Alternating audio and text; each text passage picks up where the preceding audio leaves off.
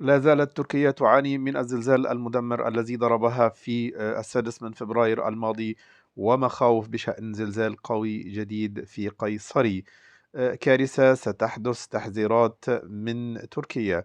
السلام عليكم ورحمة الله وبركاته. في البداية لا تنسوا دعم هذا المقطع بالإعجاب، وإذا أردتم أن يصلكم كل جديد فاشتركوا في القناة. حذرت غرفة المهندسين والمعماريين في تركيا اليوم الأربعاء من وقوع زلزال قوي في قيصري، مشيرة إلى أنه سيتسبب في دمار كبير.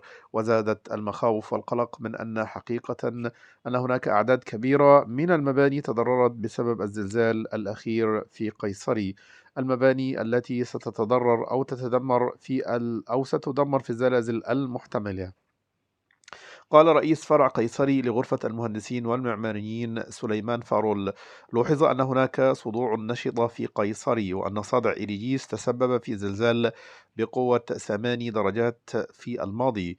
في التقرير الذي تم إعداده حول مدينة قيصري، تم استخدام التعبيرات الحرجة أثناء إعطاء معلومات حول المباني التي قد تتضرر أو تدمر في الزلازل المحتملة، التي ستتراوح قوتها ما بين 6 درجات إلى 6 درجات فاصل 8 من عشرة على مقياس ريختر.